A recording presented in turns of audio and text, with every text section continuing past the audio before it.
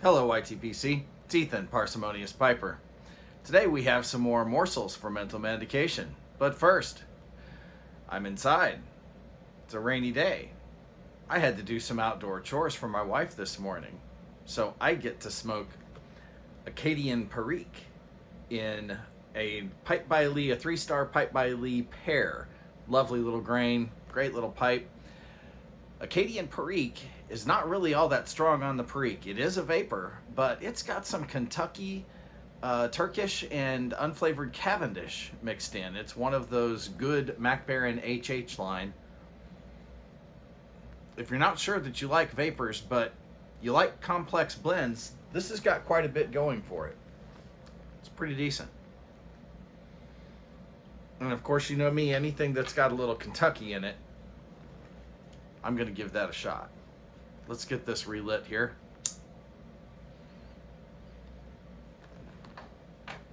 I did not give it much dry time, so it doesn't want to stay lit. Well, today we're going to focus a little bit on media bias. We're going to start off, as you know, the President of the United States addressed a sparsely attended joint session of Congress last week in anticipation of the Republican response by Senator Tim Scott, the only black Republican senator in the Senate. The Washington Post's Glenn Kessler did a preemptive, well, it can really only be described as a drive-by, in order to beforehand to discredit Scott a bit. Kessler's beef, well, Scott has frequently told the story of how his family went within one generation, within the span of one lifetime. His grandfather, they went from picking cotton to Congress. The story, as he tells it, basically is that his grandfather had to drop out of school after third grade in order to pick cotton to help support his family, and that by the end of his grandfather's life, he himself had been elected to Congress and the Senate. Kessler had two beefs with this story. Talking too much.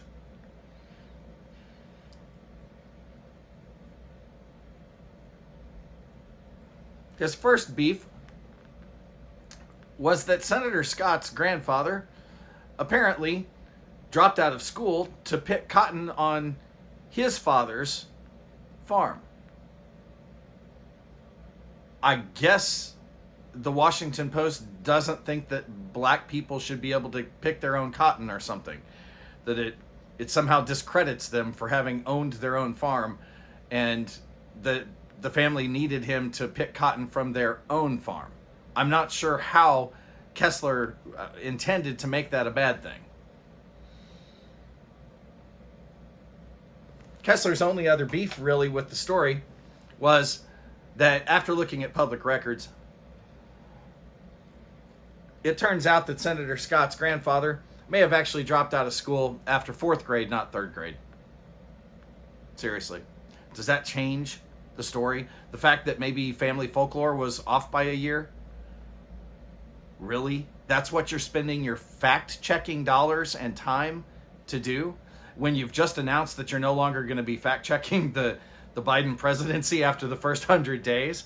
Really? With all the nonsense that comes out of that man's mouth?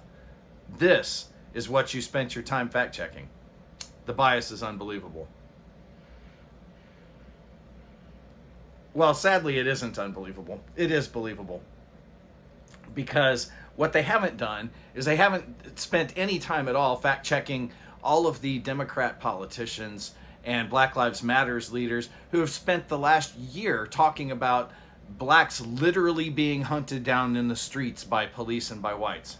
Well, now see, those are things that the Washington Post is in a good position to fact check, because they have a database of violence against blacks, in particular police violence. Guess what? The last year that they've got full data for, 2019, 13 unarmed blacks killed by police. 246 blacks total killed by whites. 2,600 blacks killed by other blacks. Now, you would think that a fact checker would at least be able to ask questions about where the real danger to black people is coming from, whether it's the systemic racism of the police, 13 unarmed blacks killed by police, or black on black violence in some of our inner cities. 2,600 murders. But no, they don't have time to actually fact check any of those because they like the narrative. Okay? There are a couple of others, actually one in particular that I wanted to highlight, and that is the name that we've heard for the last year is George Floyd, and that his death was systemic racism. It's all we've heard. Interestingly enough, as Minnesota's A.G. Ellison, who is himself most definitely a man of the left, he was disappointed that there wasn't any evidence that George Floyd's death was in fact racially motivated. Google the name, and I want to make sure that I get the last name right. It's Tony Timpa. Look that up.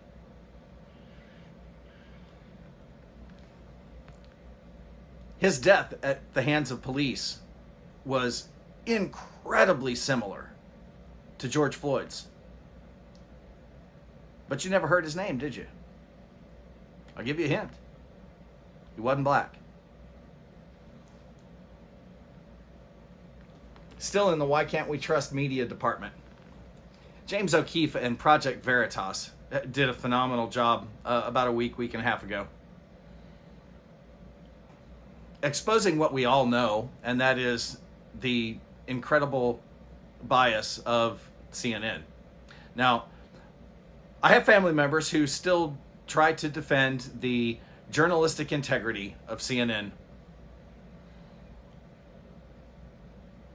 Have not had a chance to discuss that with them since these videos dropped. To anyone who's fair, this really is a bombshell.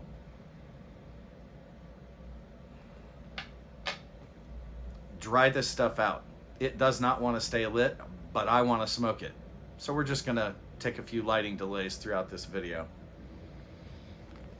So, Project Veritas got CNN's technical director, Charlie Chester, admitting that throughout the last presidential campaign, his network was basically knee-deep in propaganda.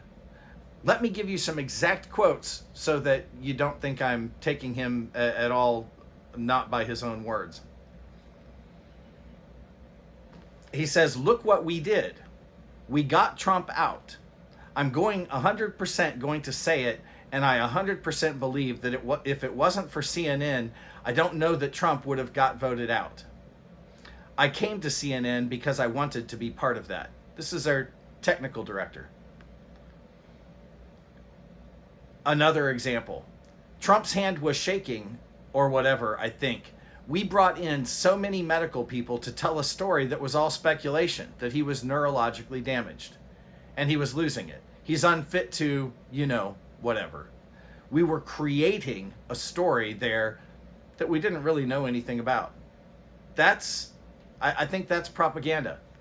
Those were his words. I think that's propaganda, not my editorial.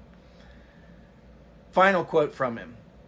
"It's going to be our focus, like our focus was to get Trump out of office, right? Without saying it, that's what it was, right? So our next thing is going to be for climate change awareness." So watch for it. Watch for CNN to, oh, wait, they already have. That's their next bit of propaganda. They're moving on from Trump. They were successful in getting him out of office. Now they're going to make the rest of us pay for China and India to continue polluting at levels the U.S. has never seen. That's right. We will. We'll pay for it. It's what they want anyway. Now, lest you think that this is just a complaint about CNN or about American media, it's not really any better across the pond.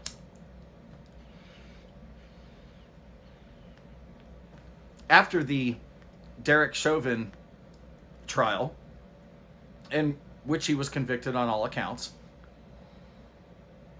BBC ran an interview with Officer Brandon Tatum, who is a retired American black police officer. And so they were doing a live interview with him. The interview did not go exactly as planned. It turns out they didn't really do their due diligence. Brandon Tatum, if you don't follow him, has a fantastic YouTube channel. Look up Officer Tatum. He's conservative. And he didn't give them the answers they were expecting. So what did they do? They just cut the interview short. I've got links to it. I'll put them down below so you can see his answers and how they struggled to comprehend. The racism at leftist and liberal leaning levels is not just something that we see in America. Okay? The BBC didn't know how to respond to a black American police officer who didn't give them the answers that they expected from a black American police officer because he's black. So, yeah, it's not just all over here, folks. Just a little bit more of why some of us don't trust the media. Now, next week, tune in, because I've got some more from the virus that can't be named. Or I guess it can now that we've changed administrations. But that we're not really supposed to talk about. Until then, light something you like. Enjoy your afternoon.